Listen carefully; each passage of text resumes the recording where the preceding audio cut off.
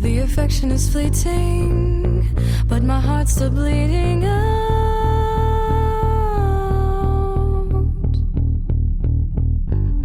'Cause I see you before me, but could you adore me now?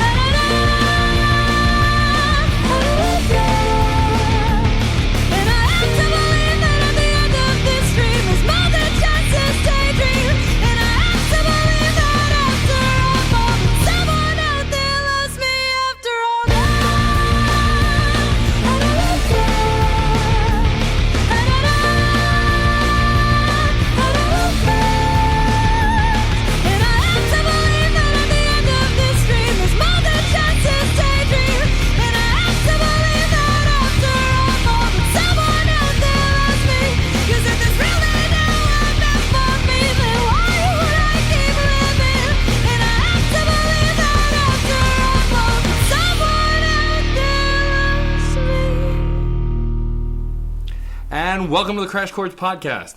We have a special episode this week. We originally said that we were going to be reviewing an album, but instead we've decided to take a different route. Like when we had a large band on before, we had the Wasties on. We did a straight-up interview show. We're going to do that this week with Circadian Clock, who's here. Who you just heard. Yes, of course. I'm Matt. I'm here with... I'm John. Okay. You're always here with me. You're not That's true. You're arguing over this? I'm Steve. And we're here with three of the 5 members of Circadian Clock. My name's Ari. I'm the guitarist. I'm Melissa. I sang. I'm Mike D. I'm the bass player. And the members who are missing are your keyboardist and your drummer, correct? Yes. We wish they could be here with us, and maybe next time we'll get the whole 5er in studio. Try and anticipate what they would say, and then fill in for them as we go. You don't want to know what hyperactive shit. It's I'll mess with the voice, maybe. So I wanted to, of course, promote the first track that we introed the podcast with. It's the title of their EP, which is Someone Out There Loves You After All, which we started the episode with. There will be some more songs later on by them as well. We're happy to have you guys on, and I appreciate you taking the time. As I was saying off the air, 2 of Melissa's friends had reached out to me about Circadian Clock independently. Lewis, who I write with for Broken Records Magazine, who I've mentioned before, and a college friend of mine named Stephanie. Both independently sent me emails about them going, hey, you have a music site, you should check out this band. And I did, and I see why, because I fell in love with their EP right away and was on a quest to get them on the show since. And also, this is the second time we are interviewing a band or guest artist in general who I think may have been better than the album we were originally planning to review. So there's a little compliment. Oh, thank you. As someone who is really obsessed with my chem, Yes, we were originally planning to do My Chemical Romance and their album Danger Days. What's the colon following that? The True Lives of the Fabulous Killjoys. Yes, in general. Part 2. So we forewent an actual analysis here, but now it's just all about them. These guys. So I guess we'll start with the typical, how did you guys start the band? Obviously, Melissa, you had said off the air that you had actually a different rotation of band members originally, but how did Circadian Clock come to be? Okay, basically, I had met Wes, who was the original drummer of this band, when I was in the 6th grade, and we both went to music camp because we were both fucking nerds. And we became friends because I was wearing goth pants, and she was wearing the used shirt, and I was just like, hey, I like your shirt. She was like, hey, I like your pants. And then we became best friends. We started a band together because we both liked System of a Down, and then she egged me on and she was like, I bet you can't even write like a single song. Like, you can't even finish it. Like, you're so unfocused you can't do it. And because of her, I was able to actually do it, and I really owe that to her. Like, maybe I might not have been a songwriter if it were, not for her pushing me. And this is what age again? When I was like the 8th grade, so how old are you then? Like, what? 12? 13, 14, I think, yeah. Yeah, around then. So, around then I started to be able to actually, finish songs, and then I found bandmates throughout high school. I met Ayumi through Wes, and Ayumi's still part of our band. She's a keyboardist who's not here with us today, but she's still in the band. And then I met Ayumi through Wes through the summer camp. Then I went to high school with Louie, and then we had a long rotation of different guitarists, all good people who carried us throughout the years, but... we did this for a long time, and then about like a year ago, I was like, I need to, I felt like we weren't really getting anywhere, and I was like, you know what, I need to step up my game. Like, I really want to do something real. So what it was is around the time when we were recording this EP, I was originally going to release a 3-song EP. But then I was talking to my boss, Bernadette, who works at Nightlife Productions, which is the recording studio and entertainment company that both Ari and I work at. And I told her I wanted to release a 3-song EP, and she was like, well, if it's an EP, you have to release at least 4. And I was like, oh, crud. Like, I didn't plan that, like, at all. This is terrible. So, shush. I am doing my best to be civil and kind. So, crud. Crapsicles. So, no, but I was like, oh, man, I really didn't prepare, anything. So I took a song that I'd written, real quick as, like, a cute little love note to someone. And I made that the 4th song, but I needed someone to play on it. And my guitarist, who was in the band, Drew, at the time, was pretty busy. So I was just like, hey, Ari, would you mind doing it? And he was like, yeah. So it was like, that more than anything. I spent so much time on the other tracks, that track more than all the other ones. People kept coming back to me and they're like, I actually really like this track. Which kind of hurt my feelings because I only spent like 5 minutes writing it as opposed to like the many hours and days I spent writing the other ones. But whatever, I think it's always like that. But I asked Ari later at a different time. I was like, when I was taking it more seriously, I was just like, hey, Ari, do you want to join my band? And he said yes, and I was so surprised because Ari's such a legitimate guitarist that I was like, oh. Like the track that you just heard, Someone Out There Loves You After All, that's not even Ari on it. Later you're going to hear this track, Brightside, that's got Ari and Mike on it. But when I asked Ari to join the band, I was just like, well, I got to take it seriously now, for real. Like, this is like a real band now. And then I saw Mike performing for this other band called Ampersand, and like he just had so much energy and so much life that I was like, that's great. And that's like an extra component of something I didn't have. Like, I saw in both of them something I didn't have that I felt would really, really add a lot to the band. So I asked them both to join. They both said yes, and my life has been fantastic since. Well, it's funny. I find that when I really get into a band, sometimes it's from the live energy, saying that you saw energy in them that you might not have seen yourself. A lot of artists that I feel like compelled to talk to or find out more about or go that extra mile with their music other than just listening to it are the ones that I see like live videos or YouTube videos, and they've got this energy that you can't even explain. I think that really sells the music too, especially for a live experience. And you all were of comparable age at the time, generally, right? Even though you filtered in sort of one by one. Most of you comparable? Most of you? Close enough. In general, though, coming from such like a youthful place, I imagine you weren't surrounded by a lot of like competition of your age. So how did that feel for you at the time? Just being a young band, trying to make it as a serious band? Because I know so many other artists who, as of that age, they're basically just doing it to have fun and have a joke. But for you guys, it was real. How do you grapple with that? Well, for us, it was real when I was, like, younger, but I think at the time, really, I was really thinking about, I had taken it very seriously in my heart, but in my actions I wasn't, like, it wasn't really showing. And I had worked really hard on having, like, you know, a great compositional ability. Like, I've been studying classical music for a really long time, and that really showed in my music, but, like, in the way that we played and the way that we sounded, you know, we didn't rehearse enough, we weren't tight enough, like, you know, I would say that we were in a couple of ways, like, you know, like, ahead, but in a lot of ways, we, you know, we're kids still, and it still showed in our stuff. Like, we had other people that were interested in us that were, you know, older and experienced in the field, and they were just like, yeah, keep working on it, because they saw, like, elements that could be good, but I don't think we were ever really particularly, I mean, I always was a little bit jealous of my friends who were just in bands that for fun, because for them it was just totally fun and they could take it or leave it. But for me, it was always this kind of like obsession, and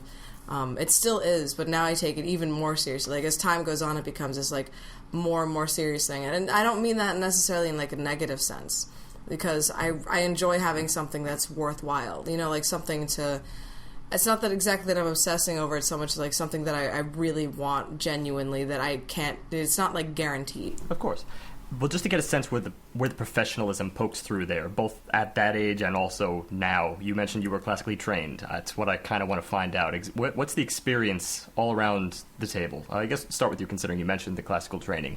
What did that entail as of the time? I went to I went to PSN 73, which is, you know, first school I ever went to. They had a violin program there. When I was graduating from that school and going to a different school at 4th grade, they had they were like, well, you know, she's good at music, we want to make sure she can continue. So they sent me to ISO, so I joined an orchestra there, but then I couldn't read music even though I had a good playing level, so they sent me to Manus College of Music, and then I went there at the preparatory division of there for 10 years. And then I also went to LaGuardia High School, and then I studied private lessons there this whole time, and I studied music theory and analysis.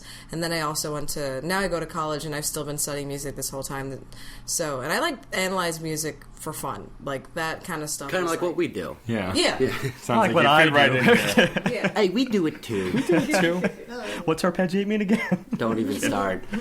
Arpeggiation. A chord played as a string of notes instead of harmonically stacked. Dun, dun, dun. The more you know. What about you, Ari? When did you start getting involved with music?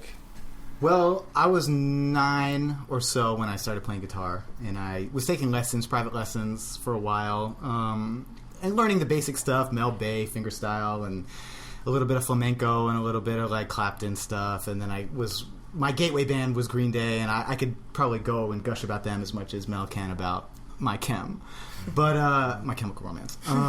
But so I was with this instructor for a while, and then I started playing in bands when I was like 13, 14, punk bands, hardcore bands, and didn't take lessons for a while, and got another private instructor, an amazing jazz, blues, fingerstyle, acoustic guy named Paul Asbell from Vermont.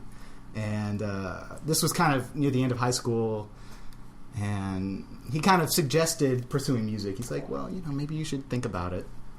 And I thought about it for a while, and one night I had my epiphany, and I was like, well, okay, well, yeah, I will take it a little more seriously. And he you know, we started talking about music school, and then he suggested Berkeley, and he suggested Rochester and Eastman and blah, blah, blah. But Berkeley was the one that kind of like stuck with me. And so I checked it out and went on the tour and applied and auditioned and was accepted and went to Berkeley and studied guitar performance, and then moved to New York and kind of was like, well, I don't know. We'll see what happens. I kind of want to just do some session work. I kind of want to do some of this, some production, and that's kind of what happened. And New York today. New York's one of those places where you can actually get into that, where you can a musician can show up and start doing things almost from the get-go. Yeah, I mean, you can. The opportunities are there. It's a crazy place, and you have to set yourself up for it. You can't just be lucky. You have to like work hard to build that luck up, but things can happen. You know, so. And what about you, Mike? Well, I mean, when I was a kid, I wanted to play music at like as early as like 9, 10 years old. But my family was kind of like, that's impractical. You shouldn't do that. Stick with math and science. So whatever on that. But I had an uncle who played bass, so I spent a lot of my time as like an 11, 12-year-old in his room listening to like the Red Hot Chili Peppers, Primus, Fight, Manowar, Black Sabbath. Of course. Picked up a book and just like taught myself how to play bass. and like fell in love with that shit like mad hard. All through high school, played in hardcore bands, punk rock bands, metal bands, started throwing my own showcases, and then decided at some point, I took advice of a good friend of mine. She told me, because I taught all my friends how to play an instrument in high school, that I should probably pursue music and be a teacher.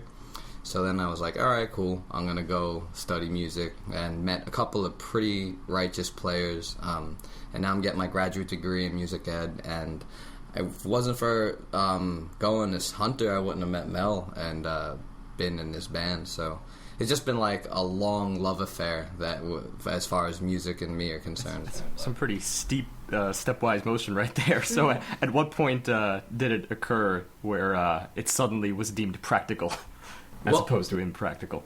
By myself? By yourself and others? Well... Although it sounds like you had your mind made up already, so I guess it's more others. Well, I always say you gotta go with what you feel is good for you. I mean, no one can tell you what to do. And you learn that when, like, you wind up, like, I got a little sister, so, like, when you, like, look at, like, somebody else grow up, and you're like, nah, you shouldn't do that. You're like, wait, I can't tell them not to do that? So, you're like... So, I don't know. To me, it was just always... It wasn't a question. I knew I can, like, listen to music and just want to be in there. I'd watch Slipknot videos and Korn videos, and I would just like see that as my future somewhere in my head, and like it just never died as a dream for me. So sounds like it stacked up pretty fortuitously for all of you, considering it was like, well, this is what you believe is fun to do, and this is what you seem to think you were the best at the time. So that's, you kind of don't hear that from too many bands. That's like the perfect story for each of you around the board. It's a ridiculous notion, actually, to like go into music and try and pursue it professionally. Like, even if you have a knack for it, I mean, and even if it's what you feel like you have to do, the odds are stacked against you, but you do it because you can't do anything else. You don't have a choice. Yeah. Well, the three of you kind of lost your choices when you were very young kids. I mean, the oldest was 14, 13. You were teaching yourself the bass. Yeah. And when I was 4, you weren't even teens when you started. I didn't to learn know this that stuff. it was an option, that I had like other options. Like I liked music so much as a kid. Like before I even started school and ever like touched an instrument, my parents told me that I used to just like run around my house like singing songs that I would make up, and they would have like chord resolutions. They would like make sense and have like sections and stuff. So like before I knew that like jobs were a thing, I was like, I'm gonna music, yay! So. Well, you also, all three of you describe different aspects. I mean, you're coming from punk, jazz, rock, garage stuff to classical training. I mean, I assume, and I know from just listening to your music, all this has actually influenced you. You seem to be blending a bunch of different genres together. Mm-hmm. How are you pursuing that, and how do you think it's actually influencing you to have such diversity in where each of you is coming from? I want to actually just add something to that, just real quick, just because obviously it's true you do have many influences as you go, but would you ever have perceived yourself as of the time you started as a particular genre? I always had trouble picking a genre from when we started, but when we started, we were a different band. I think we went closer to the progressive side because I listened to, when I started the band, and I would historically wrote all the music, and I write most of the music, although we just got a new song that Mikey wrote, and I'm excited for that. Cool. That'll be at the Bitter End that we're doing on December 19th, which will be fun. Birthday party show for Mikey. But before that, all the songs we have, I wrote. And, what was the point of this one? Oh, figuring out a genre. Right, genre. So I'd written all the music, and I was like, I'd really listened to a lot more, like, Queen and Muse this time.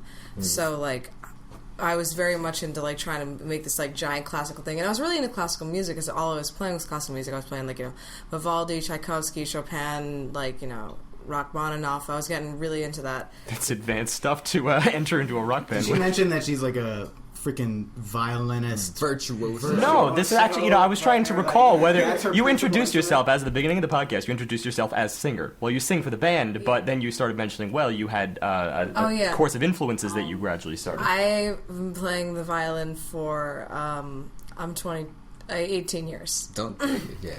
Give your age if you like. We're all significantly older, I'm sure. No, I'm just terrible at math. I've been playing the violin for 18 years. No, we're just dancing around your ages. Comparable, words like that, you know. No, I've been playing the violin for 18 years, classically trained.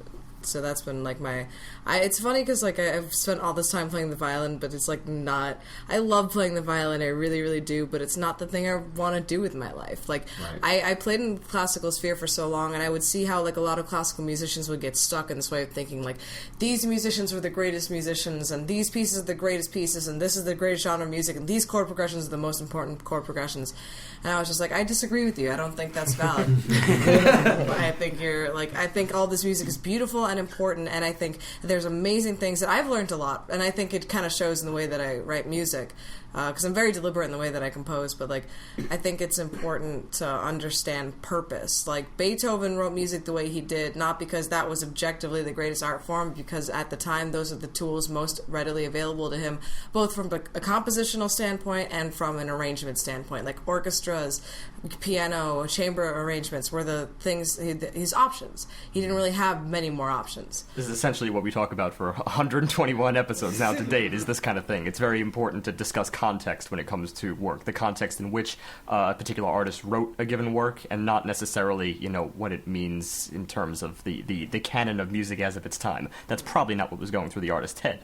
So, of course, that's gotta be pivotal. And to bring it back to you really quickly, this is, in your case, I think evident in your melodies themselves, because I hear the classical training there. I could easily see, for instance, just how a violin melody could be ascribed either toward your vocal melodies or transcribed from your vocal melodies. And within that, there's a great deal of complexity, but at the same time also a lot of emotion. For instance, you make lots of use of tuplets, even just in your main single, and that was which you did the music video for. No, Brightside. That was Brightside. Yes. And that is extremely intricate, at the same time really like grounded in this rawness where you can't take your ears off the melody itself.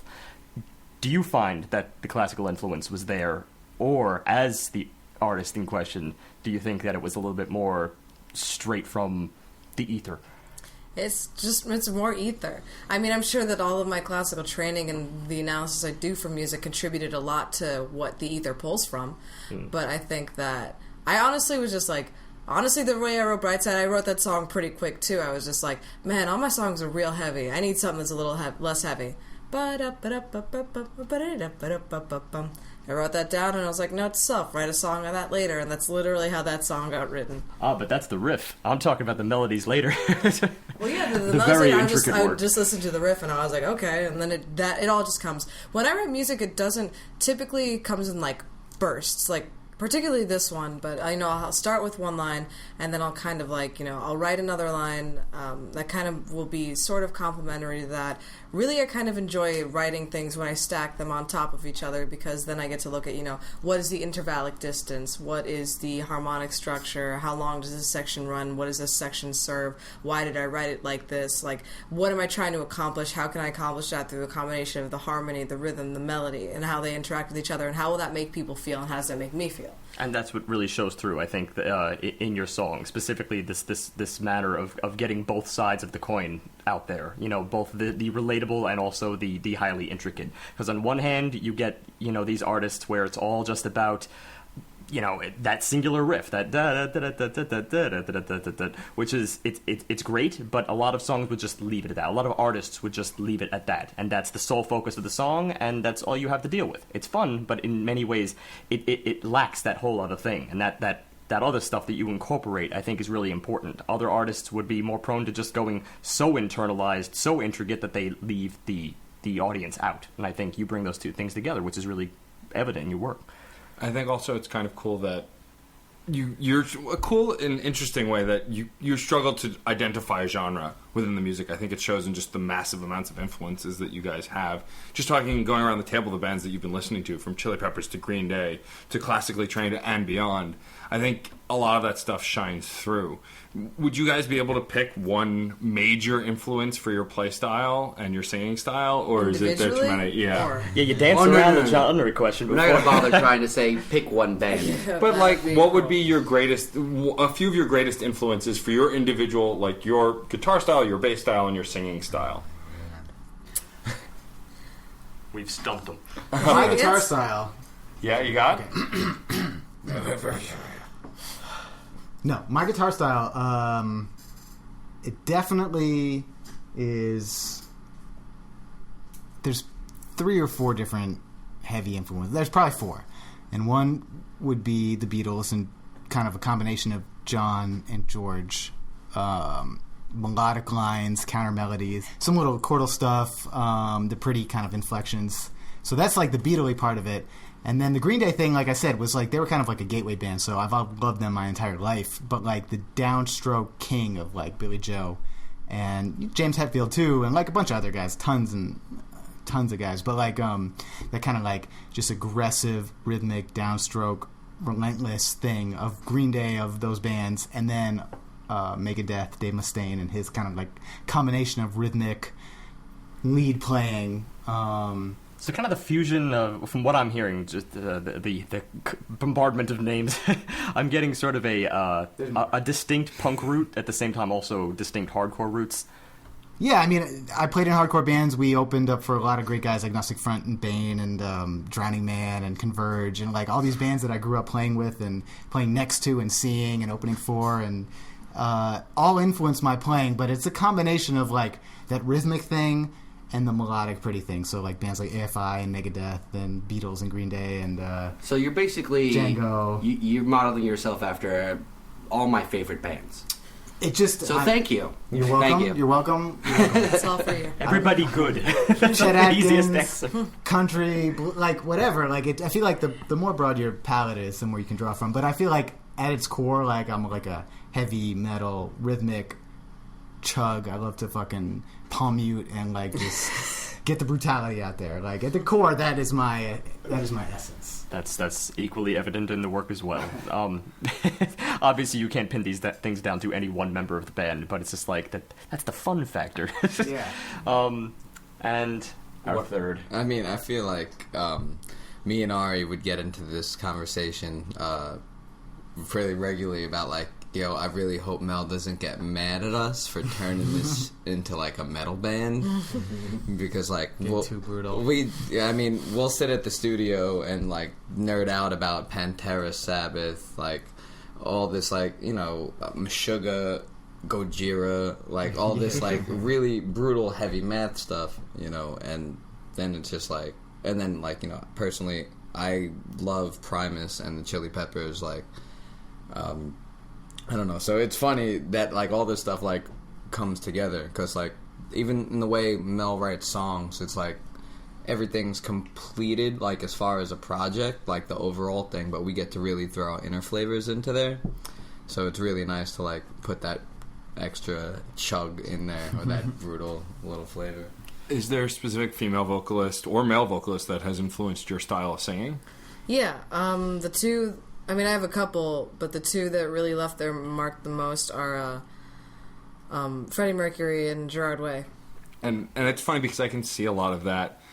Like you talked about Muse and Queen before, which we've actually put in the same sentence many times on the show, for that like epic theatrical almost quality to their performance, their music, their singing, and I can definitely get a sense of that the way you sing, from line to line, the way you deliver it. That kind of, we call it the ineffable epic sound that they kind of deliver. Yeah, there's a dynamic factor that I definitely see that influence there. It comes across in your inflection, which I really love, and I have to say I do love your voice. Thank you. But it's apparent, though, by what you guys are talking about, that there's just such a variety of influences, and I think that's really great. That makes a solid rock band more than anything else, is pulling from many places. We often talk about how certain bands that we review just only pull from the same things, and it gets boring or it's samey, you know. And it's nice to hear a band that's new, that's local, that plays very intricate and interesting things that are influenced from different places. Well, it makes me want to step over to a track that you're going to have to wait till the end of this podcast for, and that would be The Dreamer. Specifically because of something you were mentioning a little bit earlier. You mentioned that vague epic sound that people try to I guess sort of get at from multiple angles, but in many ways it remains ineffable, and it always will be. But the funny thing is that in this track, I detected several different things. Some of it almost goes back to some influences that I detected in some things that you've already mentioned, but also a distinct 70s sound, like these kind of broad ballads that you might get back in the 70s, both from the classic rock standpoint and even more of like a piano rock standpoint that would take things a little bit more downplayed, a little bit more closer to home. And obviously it helps that this is an extremely emotional track, but more so than that, this perpetual motion, this progressive motion, almost pulled from prog rock, where I find these varying sections, each of them push the story along, and they don't merely have this return to form as many other tracks do. Even many other tracks in your own work. This seems to be a very special case. Could you tell us a little bit about the makings of this song, Dreamer, both in terms of influence and in terms of, obviously, emotional value? Okay, well, let me tell you about what the story is about, and then I'll tell you kind of how it got written. The story is about, then the concept album, basically, is about these two people who are destined lovers, but they're also destined to never meet each other. And the only time they ever meet is in their dreams. It's a pretty sad story. I'm already crying. It's pretty sad. It's actually pretty funny because several times we'll perform this song live and we'll tell people that. We've got this on camera too, where like I've explained that to people and people are just like, that's dope.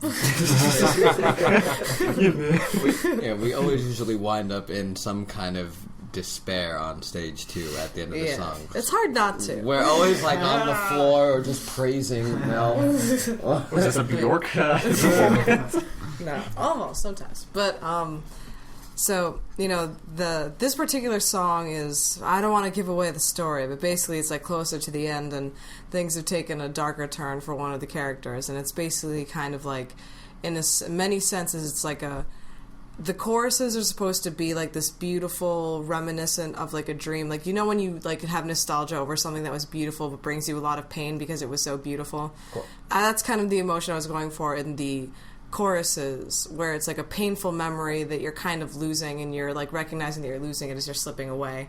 And the verses are supposed to be kind of like, a realistic look at what's happening and how it's tearing you apart. And how kind of like when things become too much, when you're in too much pain, that your brain just kind of blocks it out with those pleasant memories just so you can get by. Mm-hmm. That's kind of supposed to be the experience of this song, because it's kind of like a coping mechanism.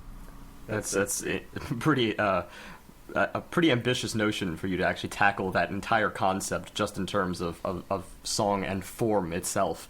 And the lyrics are one thing. Many bands also always try to go for present their ideas in the lyrics themselves, but to present that in form is very ambitious, and I applaud you for it. Thank you.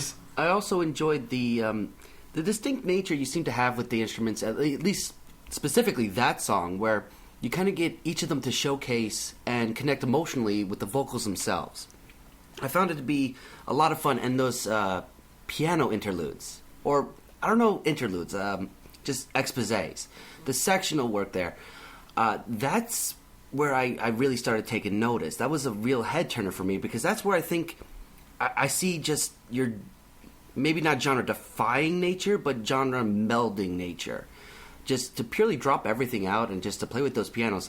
Do you have any inspiration from there? Like, where did you come up with that idea? That's why I was bouncing around piano rock, but obviously. Well, that originally, the song I originally wrote when I was like 14, and the reason why I wrote that song, and the reason why I redid this song, is because all throughout my life I kind of had these dreams where there was this person that I was in love with, but I couldn't find them, or I had found them, but whenever I'd find them they'd just like disappear, or I'd wake up immediately, and it was really painful. And I really hated it a lot. But when I wrote the song a really long time ago, and I revisited it because that kind of theme never left.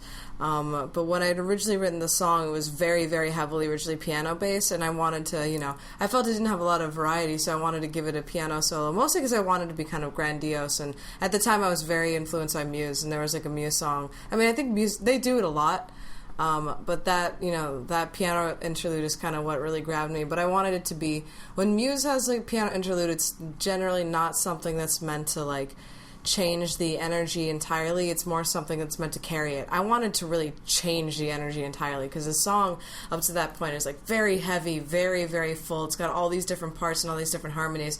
And then you get to this piano part and there's no words, there's nothing else, there's no other instruments. It's just this piano part that's accompanying itself and telling its own story, which is it's complementary to everything that was happening, but it's a different energy. It's at a different speed. And it doesn't have anything to do with what's happening before or after. It's its own moment, which is kind of supposed to be evocative of the dreams that they would have, because when they would be together in their own moments, it was really for them, and that kind of idea is kind of what I was going for here. I definitely see it, especially in terms of the antithesis to Muse, because Muse really does have that pattern of, as cool as it may be, broad as it may be, a lot of times the section movement in Muse tends to be very predictable almost. It's all born out of the same idea, and it just, it's this continuing flowing motion. It's probably the same piece at the end as when it started. In general, it's not so much a story. It's more like these snapshot concepts. So, I'm usually more interested in any piece that goes more toward the story and even things that seek to jar you at times. That's cool stuff. Thanks. So when you guys play live, since we were talking before about how you guys kind of end on that note playing this song, that you're kind of like all on the ground, kind of taken out by this song, do you incorporate a lot of theatrics in the live performance? Is it part of the energy? Yeah.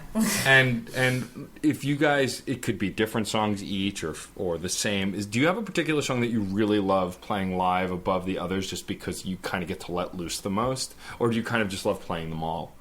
We probably all have different answers to that. To answer your first question, we are very theatrical when we play. In fact, every single show we have now is a themed show. So we do different things. Last Halloween show, we had like a Halloween horror thing, and we had like burlesque dancers, we were spraying people with blood, and we had like a pirate do a freak show and like nail nails into his nose. Oh, cool. We're going to perform our concept album sometime, probably live running through in the future. We got a birthday show coming up. All of our shows, we're doing like a Winter Horrorland at some point. Yeah, it's going to be... All of our shows have a level of theatricalness to them. And that extends not just into our themes, but the way that we play. Because, like, Mikey, I really don't enjoy that he keeps doing this, but he keeps biting me while we play. Just straight up biting my rib cage, which really hurts. Listen, I think what Mel's trying to say here is that it hurts, but it's important to have this kind of like thematic thing going on. Like, we did a sideshow for Halloween that worked out nice. January, we're doing my birthday in December, which is I just can't believe that. I feel privileged to be honored by my band who I have in a show. But we're doing, Mel's idea was like a winter wonderland, so I was like, all right. I dig like the gore and the like war-esque type. That's all Mikey. Whenever you see blood on our shit, that is all Mikey. So I'm like horror film land, So we're gonna at Freddy's Bar January 3rd. We're gonna do a triage showcase, 3 awesome bands and horror movies all night. Free show. Come have some hot cocoa, get shot with blood. We're gonna like have a haunted house while you watch horror movies. So like. And then as far as the stage, I mean, Ari rips fucking nut solos, so we just, we praise that when it goes on, and when Mel has her moments, we make sure that everyone in the band knows that's Mel's moment, and it's just kind of like communicating what's going on in the song and presenting it to the audience where they want to get involved, and it's because our shows aren't about us, it's about all of us, like...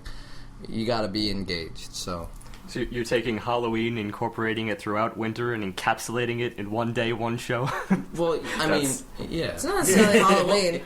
Horror, haunted house in general, okay. We just like... The horrific nature of... Well, it's more like what we were saying earlier. We're the Justice League of delinquents. Like, we all have these, like, varied superpowers, and we pull them into this whirlwind of stuff, and we're going to drag everything into it, and it's going to be a good time. To answer your other question earlier that you asked about our main... What did you ask me earlier? It was, do you have a favorite song to perform live, essentially? Oh, okay.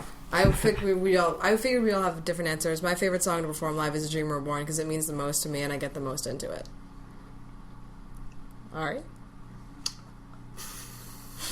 That's a good question. I don't know. Each one has a different feeling. I mean, like, maybe from like my hardcore roots, I would say like someone out there loves you after all. It's fun because we get to chug it and do some good palm muting and some heavy breakdowns. Yeah. Fool's Wager is fun because it's just like a badass rock tune and I get to take a ripping solo at the end. And when we're up there, we just it rips and we fall down and stuff because we play off each other. If somebody goes down, we all go down, and then we're up, and then we're running around, and we're kind of.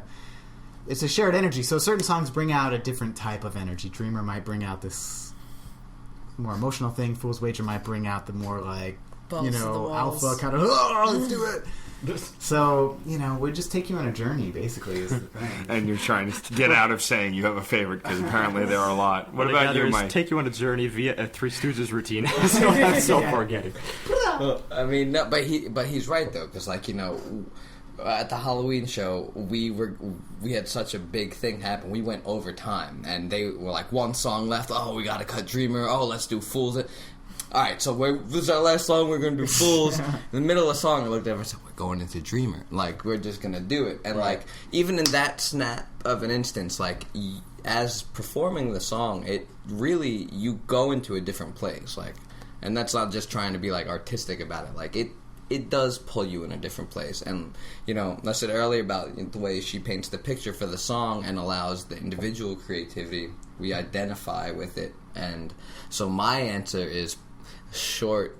Sick is probably my favorite song because we open with it. And it's got this, like, long intro, and then we just, like, mess with your mind. And Mel's not even out yet, and I'm not going to give it away. Very cool. It sounds like you guys have a really specific and honed live show. It's actually exciting to hear that, because a lot of bands just kind of turn up and play, or it's engaged vocally but maybe not actively. It sounds like you guys have a little bit of everything. I think since we're talking about theatrics, this is a good place to actually listen to the second track of yours that we're going to feature, because it has a music video that I feel is also very theatrical. I really enjoyed Brightside's music video because between the random masks in the crowd, random costumes in the crowd, the way you guys are performing on stage, the little party scene that you come through in the beginning, it just really has this dramatic pull for what is essentially more or less a party rock song, but a really solid one with intricacies. But at the core, that's what the emotion you're trying to give. And we will get into it right after we listen to it.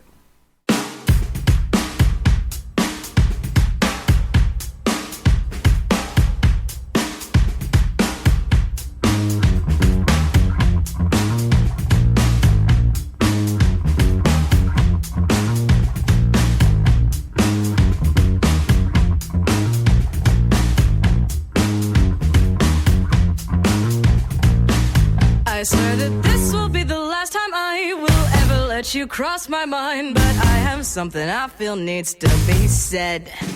You used to look with her rosy eyes, but now your looks are serpentine, and I now know what they mean by walking dead. You used to be so fantastical, now your sunflowers wilted to shadows of sorrow.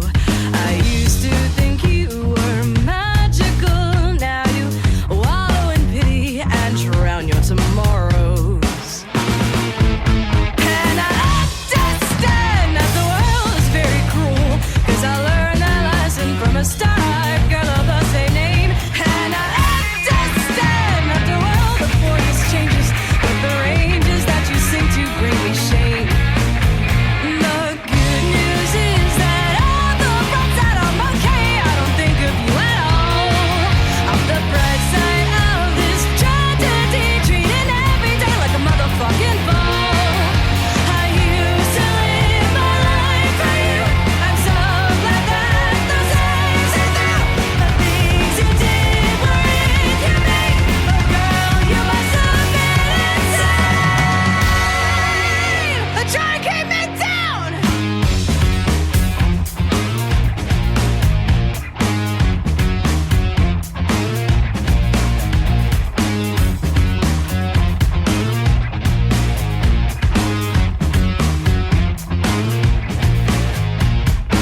Liar, pants ablaze, got your heart, not your shit, and spot your tongue and associate head in a daze. 'Cause I'm so good without you. You're an shell of memories, and that's all you'll ever be.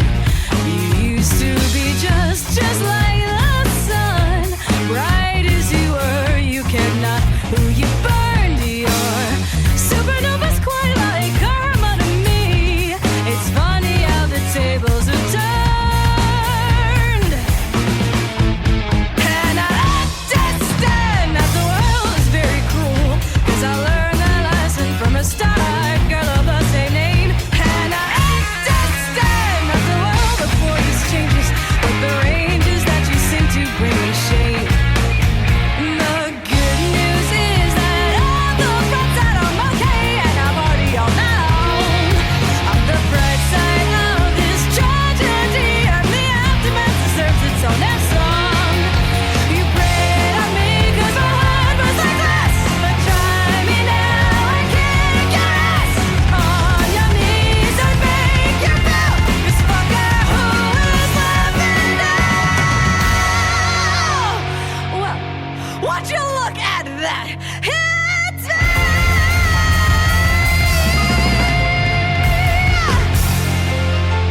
1, 2, 3!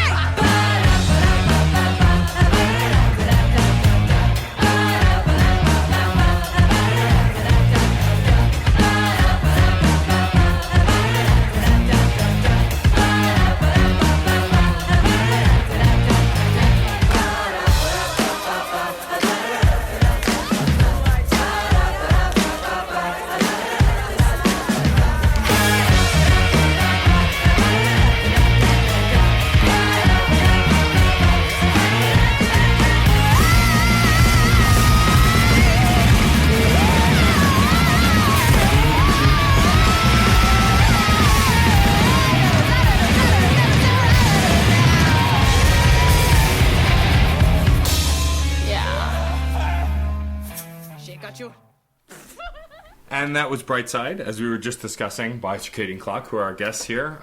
They have not left in the interim. And so, John, you'd said you had a question actually about the music video for Brightside. I've watched it a few times now. I love the feel of it. It's a nice, it's like we said, live setting, but a little bit fantastical. But at the same time, you also have just video footage of your live shows and things like that. I want to know, what was it like doing a video? Because a video is a different sort of beast than actually putting on a show. Is there, would you do it again? Do you want to do it the same sort of way? Do you have any ideas from just doing that for some of the new music coming out? Yeah, I mean, I have a lot of concepts about the way we want to do a lot of things. For that one, I really just wanted to be like, I just want people to know, like, we're a fun band, and, you know, we're going to take care of you if you come to see us, and it's going to be, like, crazy and weird.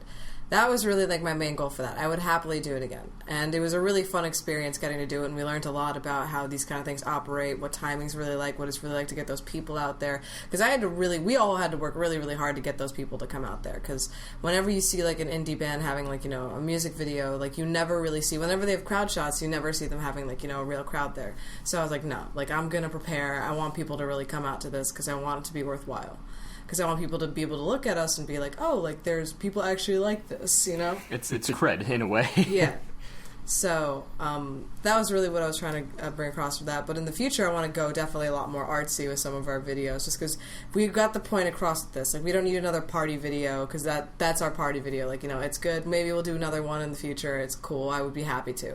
But next ones I want to get real artsy. And I have a lot of ideas about that, but that's a little bit further down the line when I have some more time. Like, maybe next summer I'll, like, release a crazy concept video for the Dreamer I've been thinking about, but that's going to take like that's going to be like 2 months of filming and like so many different locations and like makeup, and like there's so much that has to happen for that to happen. And I'll be really excited to put it together because it's not going to be like anything I think anyone in my budget range is going to release.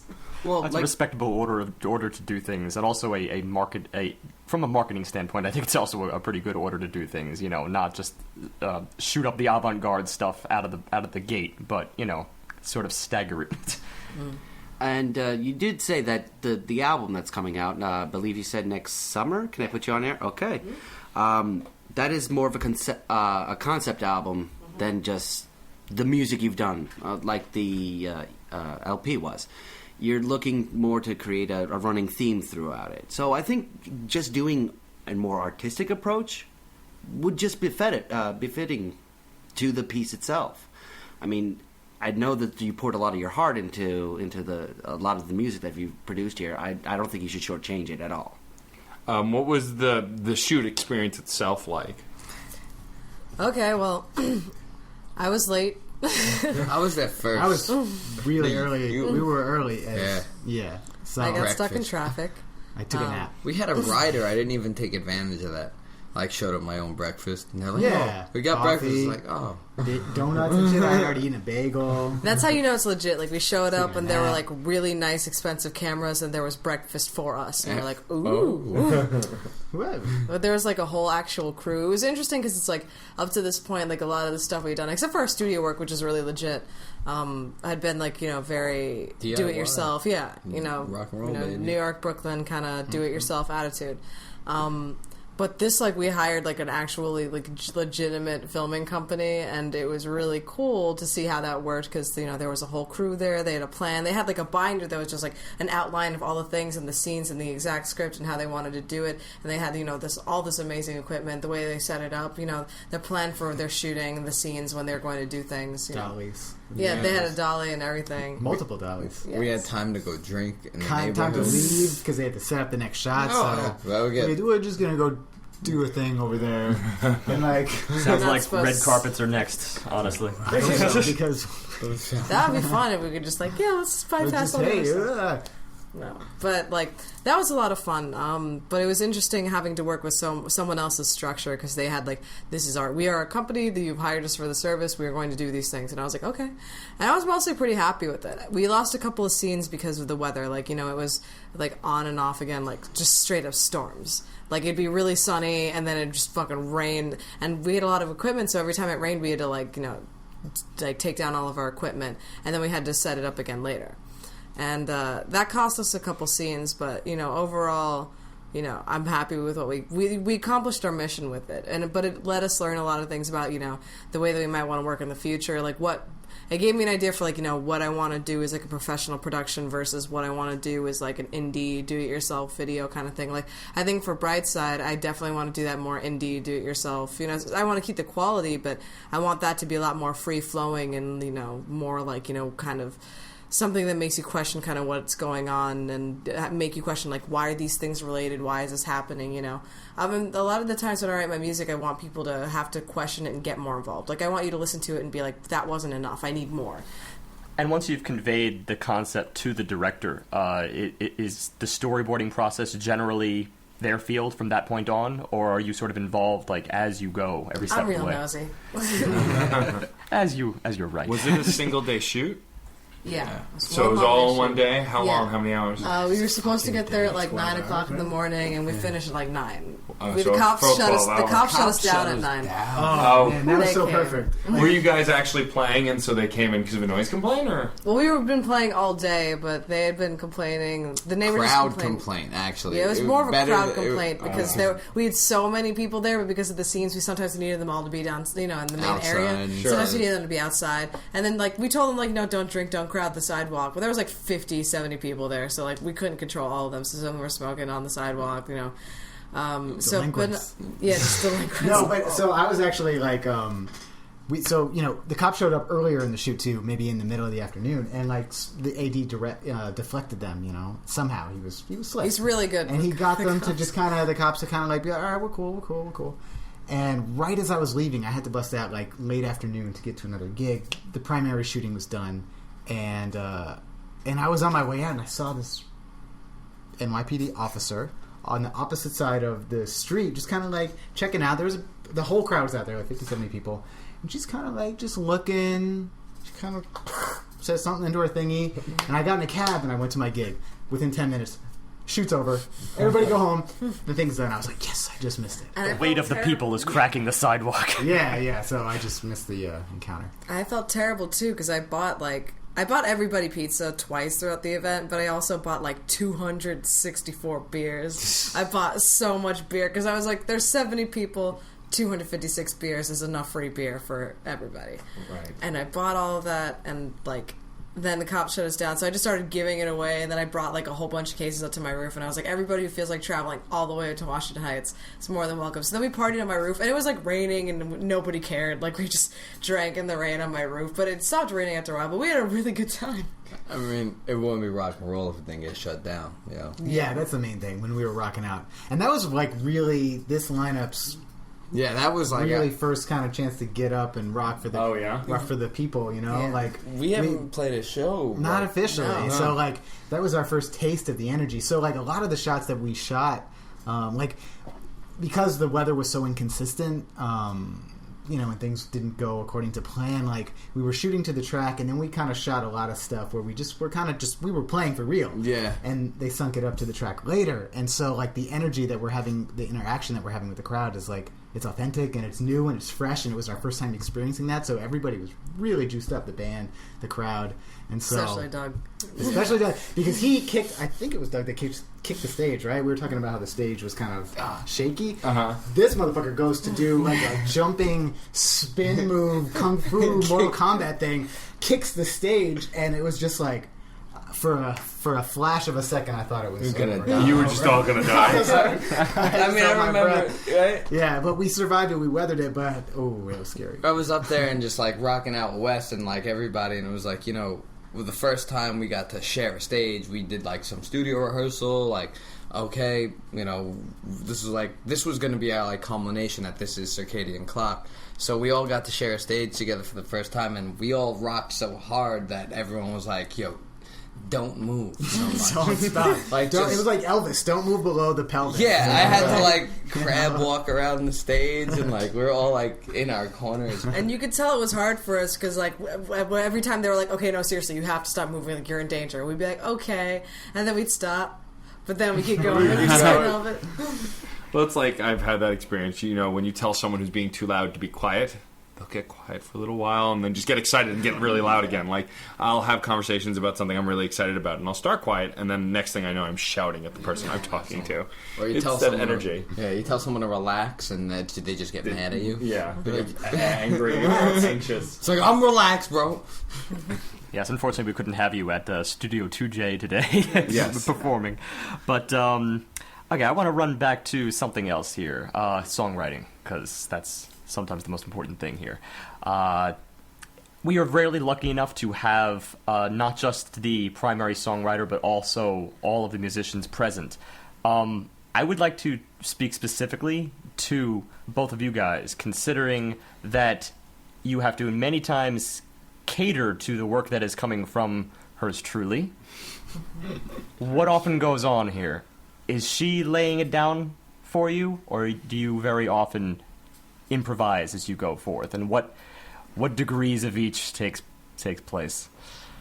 Mel has a vision that is often very clear. Obviously. And so it's not so much that we're writing to the song as much as we're kind of just we're contributing. It's like a creative process, but at the same time, you know, we're coloring in between the lines. Like, well, let's talk about specifics here. Okay. Essentially, when the work is introduced, do you go forth and deliver like a lead sheet, let's say, or is it really just as you practice, sort of keep these sections in mind, start building your memory as you go, and then from there creativity takes place? Really trying to get into the nitty-gritty. Normally I give these guys like a demo of like what I like of the song, and then we like, you know, they'll take it and then they'll bring what, you know, what they want to bring to it afterwards. But it's very much a demo in the form of like a like demo. a recording. Like I'll sit down myself, I'll lay down some vocals, I'll record guitar and bass myself because I can play a little. She could play like Prince over here. yeah. Yeah. I mean, I don't want to cut you off. No, We You know, like Ari said, Mel has this very clear idea, which is for what we need to do more effective than having parts written. So, like, Mel will be like, this is the part that sounds like, I mean, if, like, so, like, if you're familiar with jazz, right? So, like, this is the part that's, like, the head. and like the head will be completely figured out. So meaning like the melody and the structure and the form and the overall picture. But then after the head happens, you have to vary it so it's interesting every time.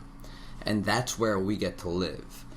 So like I think the one of the most recent examples I could think about is the new song Sick. And it's like this really cool 6/8 thing. And it was like, you know, Mel had the whole picture done, and then it was like, here are the chords, this is what it is, like very concrete. But then it's like Ari comes in and he's like, well, here's all the stuff I have to say about this structure, and then I'm like, here's how I can complement that picture. So it's like that was like that particular approach. Yeah. We've worked for months on Sick. Yeah. Which is a great song that we're really looking forward to sharing with everybody, which you can hear live, but the recording, you know, it'll be on the record. Detailed. It's detailed, and we spent months and months rehearsing it, and we still tweak it to a little bit, like, so it's the kind of thing where, you know, we know what we're going for. We know what the song... Mel came in and recorded the demo with a click track and no accompaniment. Just her with the click track. And she sang it, perfect pitch, humble, blah, blah, blah. So it's in B major, you know, blah, blah, blah. And so she just sang it to the click track, and then we just started kind of filling it in, rehearsing it, playing it live. Some of it is like, I'd like to adopt... I was recently in New Orleans, and I had a trial by fire. Baptism by fire. Thank you. With Charmaine Neville of the Neville family. I was playing up on stage with them. And so it's kind of a culmination of rehearsal / baptism by fire, because, I mean, we come together in the studio and we go over ideas and we flesh them out together. And then we go into the studio, you know, and I mean, personally, like, I've been working in production and engineering and session work for the last 4 years, so it's like I almost have been conditioned to see things in a Pro Tools session. Like, I can't conceptualize a song until I look at it with markers in Pro Tools, and then we go and play it live, you know, and then you got to kind of get a feel for what the crowd likes and what the band feeds off of. And so it's a combination of Mel's vision, our vision as a collective, you know, what the vibe is in the studio, what the vibe is live, and we just build from there. I got a follow-up question to that. Considering you're talking about the meticulous nature of the process, here's a question I'd love to ask almost any musician that we have on. Is there a lot of improvisation in your work, and how much? Because so far I'm getting a lot of meticulous nature, and a lot of times we get a lot of improvisers where it's very much, you know, it's meticulous eventually whenever we get around to it, but a lot of times it's just, you know, that pulling straight from the sky as we go. So, what degree? For me, if I may continue my... I'm like both, really. Okay. Like when it comes to like a main part, like in the end, I want that part to be the part. And that's the part, and that's what I'm playing, and it's beautiful, and it's doing its job. But it sometimes takes a while to get there. So I might think of it on my own for a while, and I might let it marinate. It's my famous thing. I let it marinate for a while. And, you know, and then I play it in rehearsal, and I play it live. And then sometimes some other things just happen, you know? I mean, I feel like composition is a greater strength for me than improvisation, but it is a combination of the two. And it very often when you sit to let it marinate, does it ever turn at any point? Sour? Yes. No, it's always fresh. Always fresh. It's always freshy fresh. That's impressive. I mean, to just speak to what Ari's saying, it's probably the identical process on my side, which is like comforting to know. Never had this conversation before. You know, and bonding. That's just nice. Yeah, it's like you have to improvise all the time. You have to. But if you're gonna put that thing on an album and you gotta cut it, like we're still like the beautiful thing that we have at Nightlife is we get to play, we get to rehearse, we get to record, and then listen back.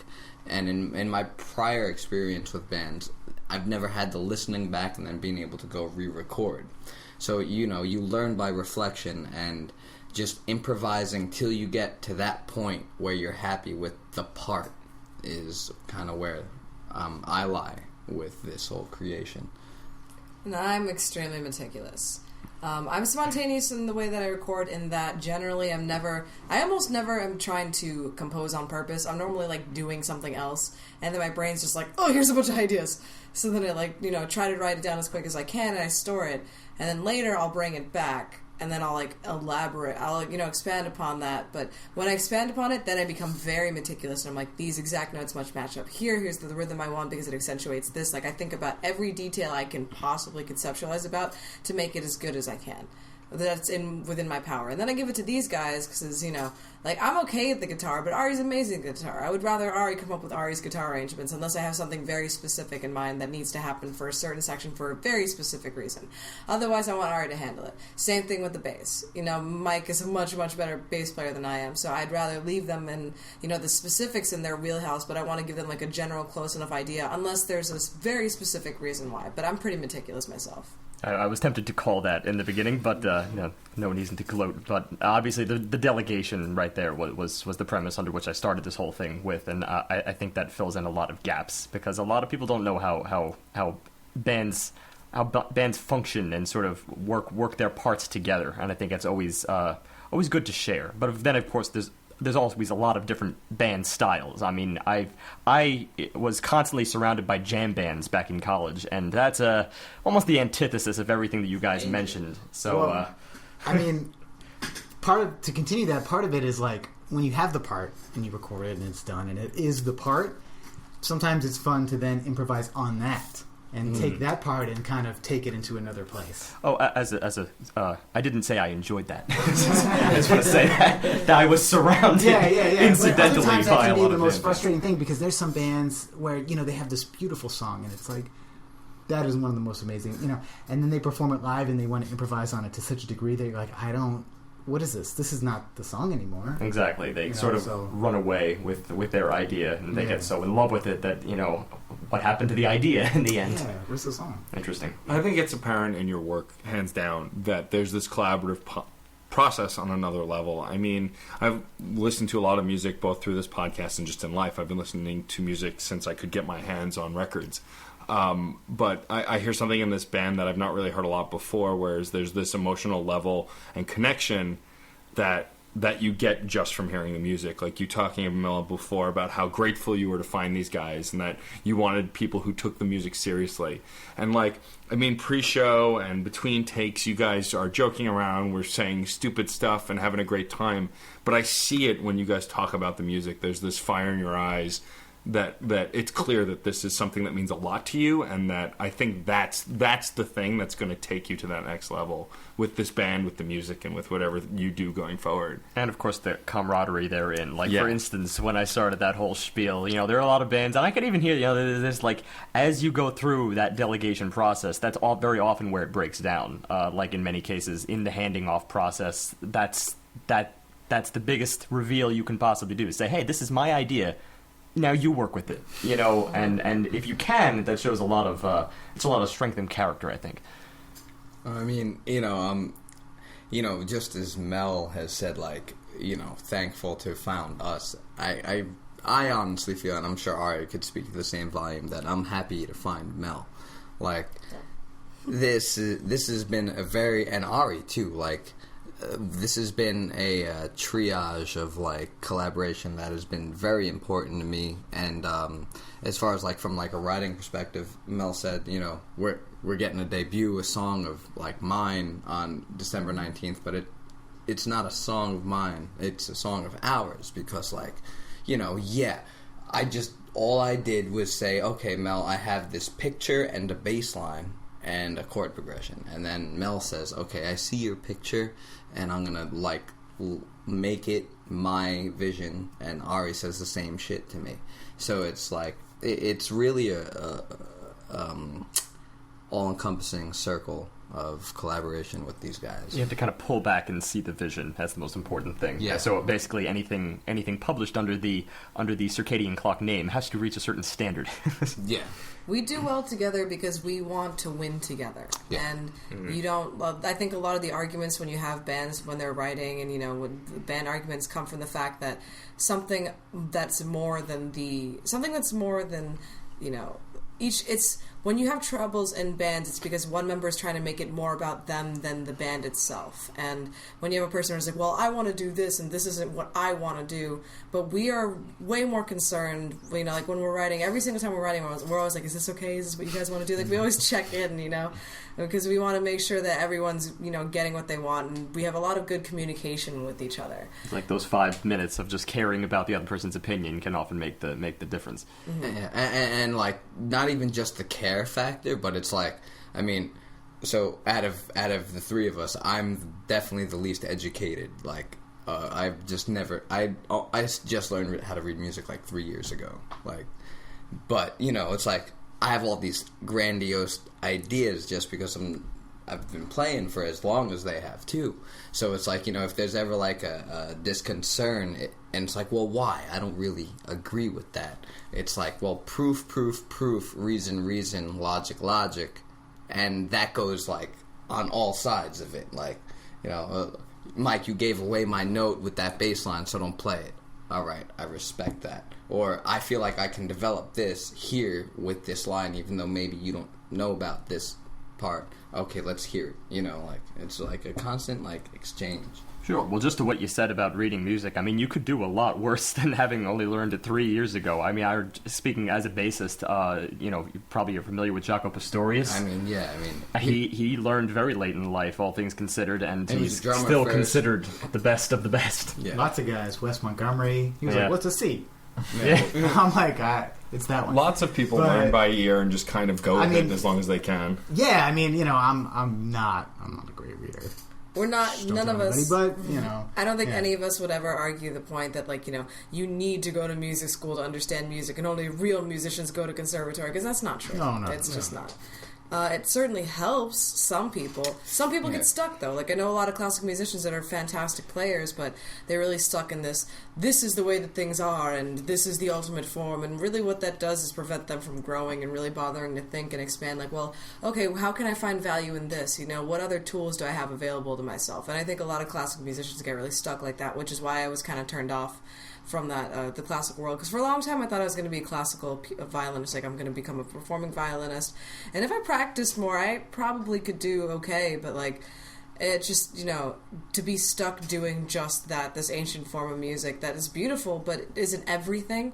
I'm more interested in doing something that I feel is closer to everything. I feel like with what you're talking about with the band, though, it comes down to it being a relationship. You're all in a relationship together that has to thrive, and communication is the most important thing, and it sounds like you have no struggle with that. I mean, that's why we've been doing this podcast for as many years as we've been doing it. It's communication, it's adjustment, it's understanding, and it's moving forward, and anything artistic requires that. It's a team, man. Yeah, that's it. There's a lot to be said about musicians versus athletes and jock culture versus musician culture, but like when it comes down to the team dynamic of everybody having a role and a specific thing that they're going to do to greater the team and move everything forward, and having it be a collective blah blah blah blah blah blah team, like Yeah, you can really dive into the analogy and see it through, like. So that's what we are. Just put a cap also on the education factor. I definitely see what you say in terms of what classical musicians often try to impart, but at the same time, I think probably one of the best reasons for even going to school for that kind of thing is really just to obtain knowledge, like not in terms of the actual the details themselves, but to hear the variety of all the stuff that there is out there in the world. That way, you hear as much as you can, and that way you have the widest selection with which to pick what you like best and what you think needs to be furthered, or what you, in your best abilities, can possibly further.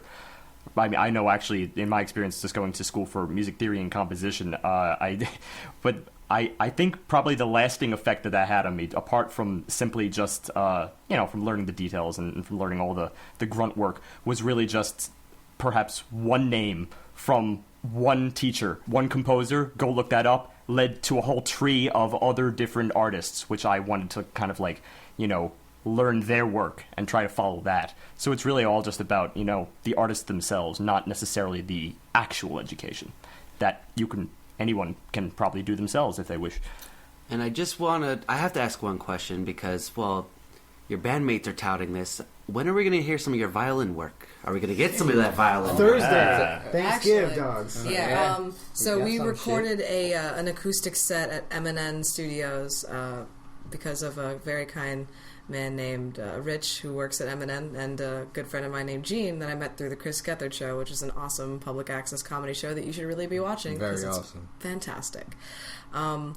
But we did an acoustic set there a little while ago, and it'll be premiering on M&N at it'll be online live. I don't know exactly what time yet, but it'll be airing on Thanksgiving. So you can check that out online. Find us on Facebook a little bit later, and we'll post up more details about that. And we'll also be posting the link up online too. But if you want to watch it fresh, it'll be on M&N on Thursday. But it'll be online soon. But we had an acoustic set, and Ari's playing guitar, Mike's playing bass, I'm singing, and then I also busted out my violin for a little bit of variety. On Fools, right? Fool's Wager. Yeah, at the end of the do a little solo. The official recording, I'm taking the guitar solo, blah blah blah. But on the acoustic version, it's Mel taking the fiddle solo, and she rips it. I mean, we have plans on doing more varied kinds of sets up the next year. We're gonna keep this themed party thing going. We have we were talking about before, this horror movie festival type horror winter wonderland at Freddy's, January 3rd. We have a Valentine's Day party at the Black Bear, and we're rocking for good too. We're supporting women's rights and all that kind of thing. So we're really trying to use music is so important to all of us. I feel like it's not just it's creative expression and our vision, and then also doing good for the world around us. So just stick with us, and we got you on some tunes and parties. On Halloween, we raised money towards the Ebola outbreak in actually Africa, where it matters. Exactly. And we're in affiliation with legit organizations too, so it's we're getting good bands and good publicity, and the money that we're raising from everybody is going towards what we say it is. And that's great, because that doesn't always happen. You don't always know where your money's going, and it's refreshing to hear younger artists, because just based on the conversation we've had, I can say you guys are at least a little bit younger than we are. But it's nice to hear that you guys actually care about these issues, and whether they're the issues that everyone cares about, they're issues you care about, and ultimately that really matters. And it's a strong thing to do. There are tons of artists that I've interviewed recently within the last couple of months who have either done a song towards women's rights or towards rights in general or gay rights or whatever it is. You're fighting for that thing that matters to you, and I think that's really important and really great to know. So you're mentioning all your gigs. I want to give you guys a chance to kind of promote. So you're gigging. Let's go down the list. December, January, February. Mention the gigs and the dates and the time, so the local New Yorkers who listen can go and check out those shows. Okay, December 19th, we are headlining the Bitter End. We'll be on at 11. It's Mikey's birthday show. Bleecker Street, Bitter End. Next show after that. Next show after that is at Freddy's Bar and Grill in Park Slope on 5th Avenue. We're going to have our Horror Fest. January 3rd, 9 o'clock. After that, January 24th at the Way Station. After that, February 14th at the Black Bear. We're going to be doing a Valentine's Day V-Day Massacre. We're going to be raising money for women's rights because we believe in powerful women and powerful families. V-Day. Be there. Black Bear on Bedford Avenue, North 6th in Bedford, 8 o'clock show. Sister Helen's going to be playing with us. TBA. It's going to be crazy. And also, after that, I believe we have something else. All right. Well, that's a nice list of shows to start. We're doing parties, and we're also doing giveaways, too, during our thematic parties. So at the Horrorland and the Valentine's Day show, you're going to be able to participate in contests to win tattoos and band merchandise. So and other things as well.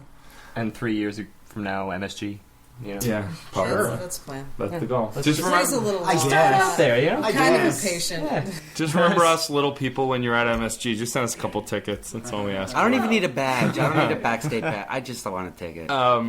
And so the goal for the new album, the concept album that is currently still untitled, will come out this summer. Is the goal? Great.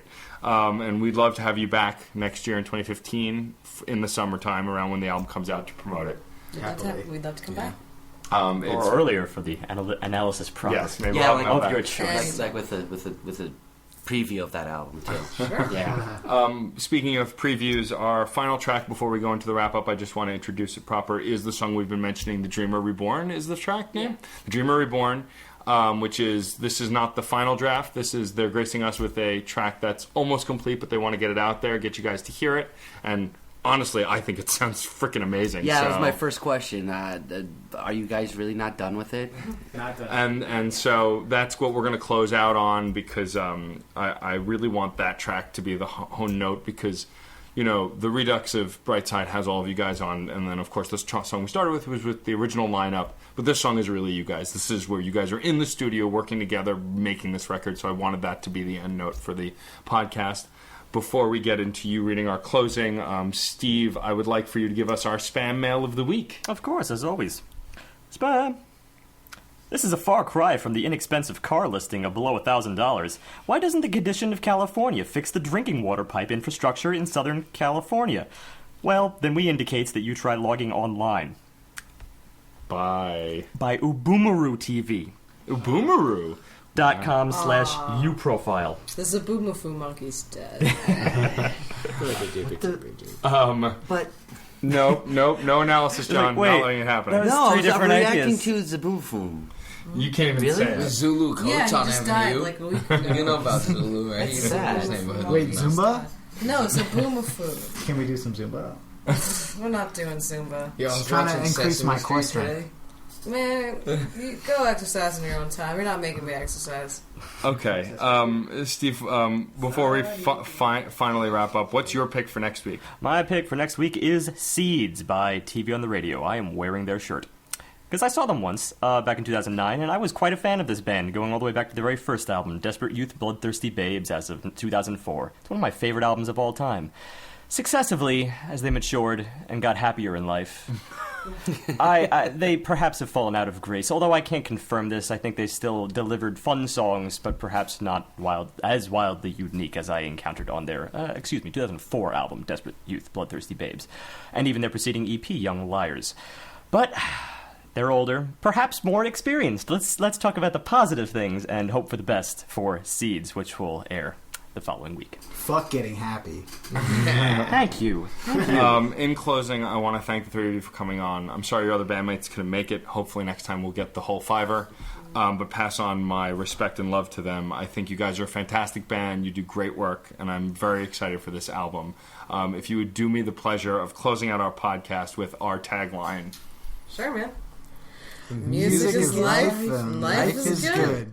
Blind, I got what I paid for. I liked it better when you lied. You said I'd never have to say goodbye. Oh, I can't save the world. I'm just a hapless jester with bad intention, but smile. You made it all worthwhile. I'm not sure. Are you a victim of my memory? You've been nothing but good to me. But the sun is not so kind. It's gonna tear us apart and leave behind these star-jump nights that never stay, but never seem to fade.